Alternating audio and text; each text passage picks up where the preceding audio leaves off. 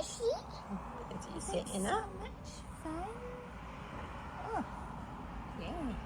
As much as I love unschooling, unschooling is not for certain types of people. Unschooling is not for families who want to stay home, because a huge portion of unschooling is actually going to visit really cool places. That's a main thing as far as unschooling goes, is that you want to take the opportunity to go out of your comfort zone and to go visit places and dig deep for those places. Go and look to see what is cool around your area or where you want to plan to go next. So unschooling is definitely, for me, I feel like you have to be a hands-on homeschooler in order to unschool, because you can't stay home all the time and experience just home to be an unschooler.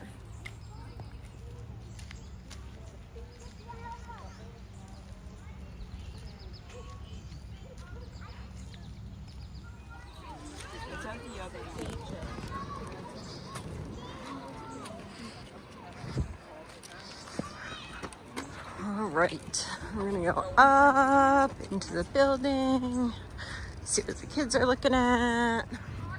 What are you guys looking at, huh?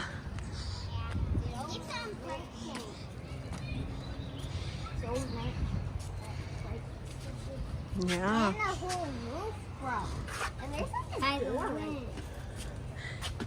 Can you imagine years ago that they used this? That people stayed here?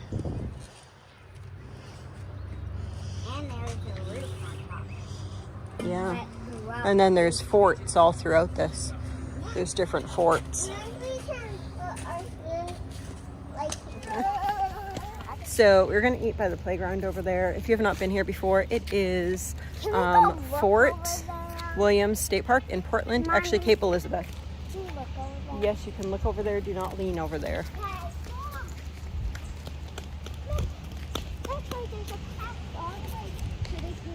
Go down to the beach. I swear. Waterfall! Let's go check it out. The waterfall. It's not a waterfall, it's just a wave on it. So I can hear water. Yes, from the ocean over there. Puppies! You can hear the water crashing the waves. The other side.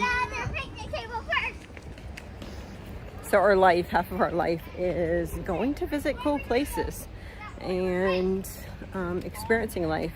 Beforehand, we homesteaded. That was a lot of our life, and we learned a lot through that. And we visited places locally to us there. Now we're visiting places locally to us here, and we're able to do more trips, I think, more often. They went down to go get our food down there and bringing it up here. I think we already brought it up here. Goodness, they're fast.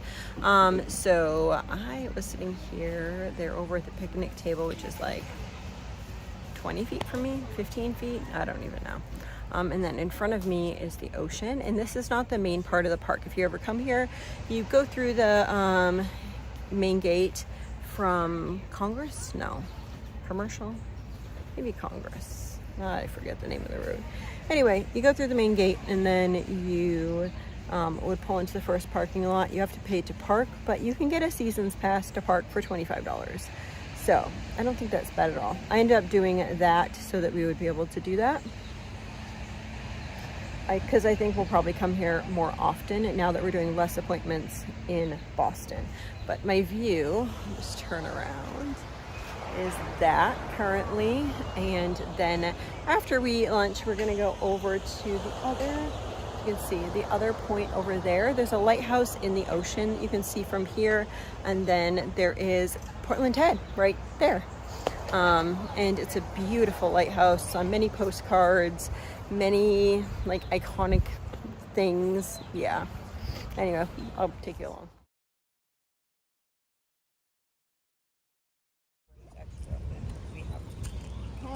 So lots of times people ask Sweet Pea what she eats. So what are you eating for lunch? Rice cakes and fried chips. I forget what those things called. Celery, carrots, and cantaloupe. Yep. Chips. This is what Azariah does while everyone's eating lunch. Gotta hook up his monitor.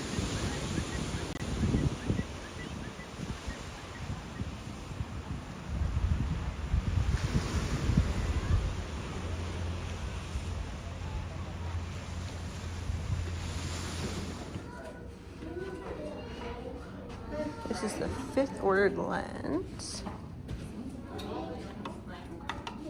used at Squirrel Point Light, located on the Kennebec River in Aroostook, Maine. You can grab one if you want.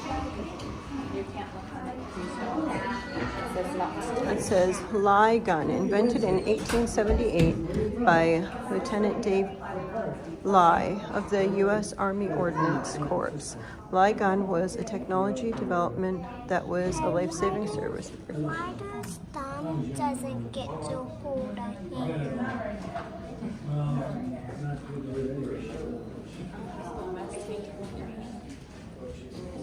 Ooh, what's that? Is that one of the lights?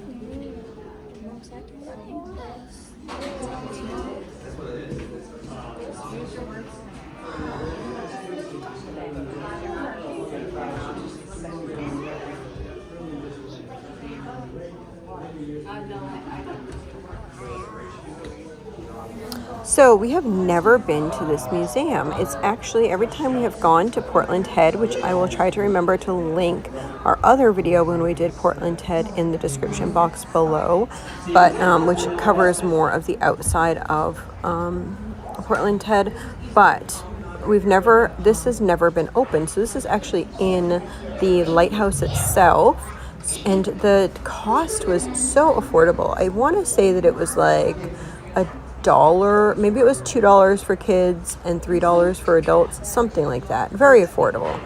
Anyhow, so we went and we did this. There was just a lot of nautical type things in here, which was really neat. This lit up all the lighthouses that are still active today, and it named all the lighthouses along the Maine coast, which is really amazing. We've actually been to quite a few of these lighthouses, and yeah, I also got some names of other ones that I would like to go to, so we shall be doing some more. I think that lighthouses are really interesting.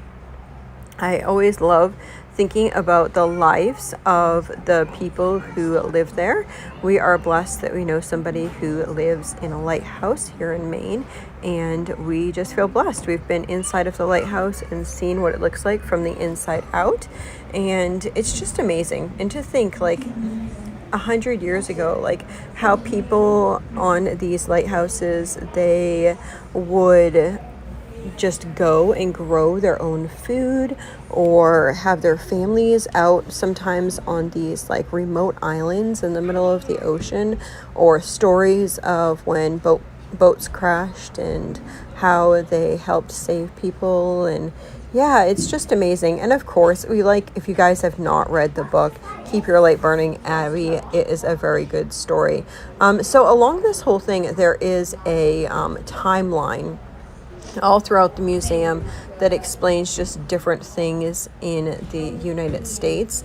So it's really kind of interesting. It's almost like a chair, not a chair rail, I guess, like a railing around it, but it gives like just a timeline around, which is really interesting. So yeah, we love just reading about different things, different lighthouses. I just recently got a book about stories from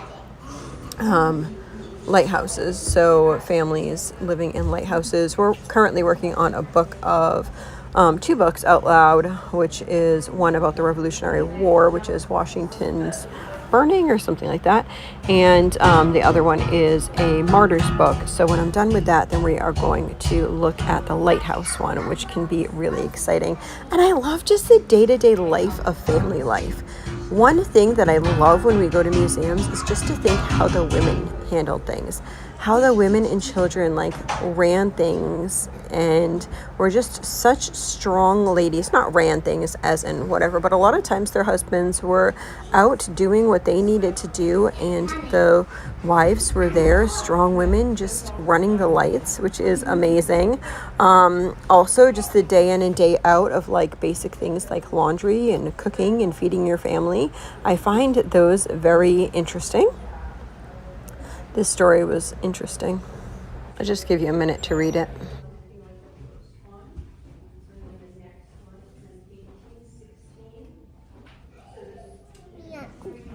Portland Head being the oldest lighthouse in Maine, it actually reminds me of my son who passed away, because we did a puzzle together of Portland Head and just the water that like was crashing up against the rocks on Portland Head. I'll have to see.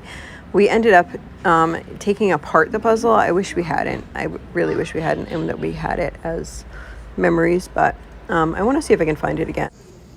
Again, stopping here so you can read this. It was really loud in the museum, so I could not read these aloud to you, and I know some people do not like when I read aloud, so I'm going to do 50-50. If you don't like it, you can always like turn off the volume and read it yourself, but for this one, my daughter, actually, I was holding the baby, and my daughter just stopped at each of these, so if you wanted to read about different families and such that had been in the lighthouse, or ones that had been the lighthouse keepers, then she stopped here for a couple of minutes, so you would be able to take a minute and just read it. So if you find that helpful, let me know in the comments below. If you would prefer for me to read certain ones aloud, then let me know in the comments, just so I know what the majority of my readers, or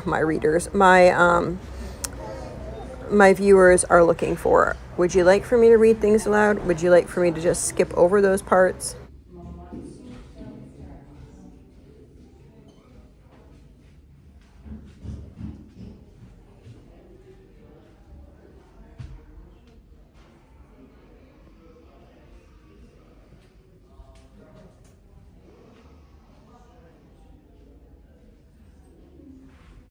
Isn't that a beautiful light? So this is a boat that we saw outside, and then we went over to the fort, which is also part of, there's actually, I believe, 5 forts. Don't quote me on this, but that is one of them at Portland Head grounds. So as of right now, all my large family adventures are actually on our regular YouTube channel, but soon we are going to be moving our large family adventures onto its own channel, so that we can, the algorithm from YouTube will actually pick up things differently and not get confused with what our main content is, and you guys will be able to enjoy more just family outings if you're interested in travel type videos. So I hope this video blessed you, or you just had fun coming along with us. I hope you have a blessed and lovely day.